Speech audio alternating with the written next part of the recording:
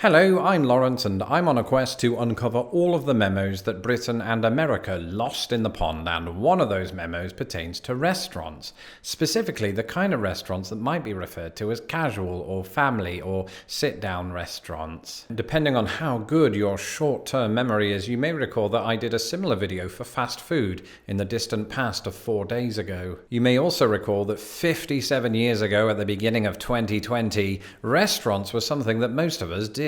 And hopefully that my talking about them will convince your stomach to be hungry and to call in delivery and to support these and other restaurants as well as their staff during the pandemic. That said, I find myself in the awkward position of doing this video while being about as much a fan of chain restaurants as I was of chain mail circa 1998. Give me a unique independent restaurant with an owner that looks like Don Corleone any day of the week. It's just that when I first moved here, I moved to a town whose only restaurants were chains. So if you can't be asked to cook, which is every day, then those were your only options. And in general, it just makes sense for me to do this video. On the one hand, Americans will get to learn which of their sit-down restaurants are unique to the United States. And on the other hand, any British people thinking of eventually moving to America for love will get to see which restaurants they'll be forced to dine at when a spouse's cousin they've never heard of graduates. And so this video is all about sit-down restaurant chains I never encountered until I moved to America. Now here's an Uncle Toby caveat. You might be expecting the likes of Perkins, Denny's and the Ponderosa, but those three in particular will not be making today's list, not because I experienced them in Britain, but because I ate at all three when I went on holiday to Florida when I was 8.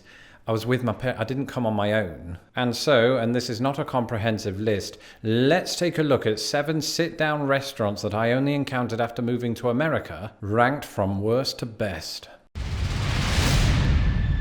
Oh, Cracker Barrel, what are we going to do with you? It's not that the food is bad. I like southern country food. You know, once I worked out that biscuit isn't the same thing as it is in Britain and that gravy here is some kind of spicy cream. No, it's not so much the food. It's that Cracker Barrel treats its customers like I treat my cat. And I don't mean they pet everyone. That would be bloody weird. I mean they make you work for your food by dangling toys in front of your face. You have to squeeze through the sea of merchandise just to get seated. And that's after you've already been tempted by the rocking chairs. I don't know whether to go there to eat food or to knit. Now, I do like that every table has those little games with the pegs. I think it's to distract you from the decor. But look, this is just an opinion. If you love eating southern country food and tacky wooden birds, then this is the place for you. Don't eat the birds. That was just a poorly constructed sentence.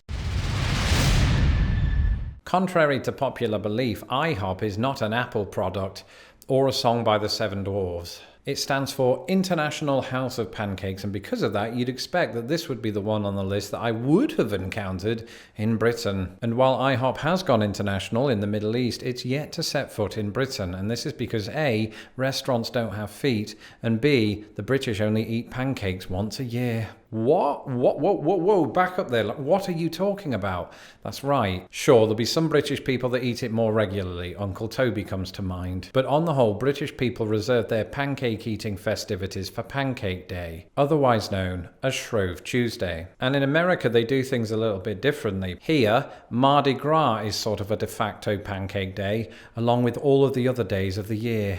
And so IHOP, much like the iPod, is often full. And this is my chief complaint, actually, with all of the entries on this list. I don't like crowds. Quarantine was made for me, unlike pancakes. That was a joke about how pancakes are never made for me because I never request them. I've just never been a huge fan of pancakes. I'm not a fan cake. Can we get that in the dictionary? No? Okay. Bob Evans. I've been there approximately 2.5 times. I once used it for just the toilet. And even though it does itself draw in the breakfast crowds, not to be confused with the Breakfast Club, I do marginally prefer it to IHOP, and that's probably because pancakes are a choice, not a threat. But this is one of those restaurants that I discovered today is mostly a Midwest or a Mid-Atlantic thing. You won't find too many Bob Evans in the mountains of Utah. But if you like your breakfasts or lunch or dinner with meat and potatoes, as chains go, you can't go wrong with a bit of Bobby E. That's my nickname for him, nobody else's. And just in case the owners of Bob Evans are watching, send me a private message. I've developed a proposal for an upscale version.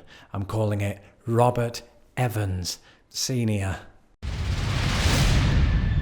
Texas Roadhouse, an establishment bearing the theme of Texas that serves steaks and not roads. And during those early months of living in the US, I continually confused Texas Roadhouse with Lone Star Steak and Saloon. And I was today years old when I discovered that the latter has since gone defunct. I don't know why I'm happy about that. Sorry to all of the staff. But it means I can now move on with my life and base all of my assumptions about Texas on just one restaurant.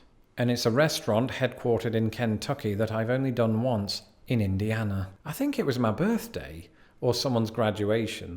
The two blur together the older you get. If it was my birthday, I had no say in this, or it was literally the best option. But my memory of the experience is a good one. I liked the steak, I liked the wine. I think it was darkly lit, and I liked that most of the time. I've since been to about 100 independent steakhouses here in the United States, and in almost every case, they've been superior. And any exceptions to that can rightly be referred to as a mistake.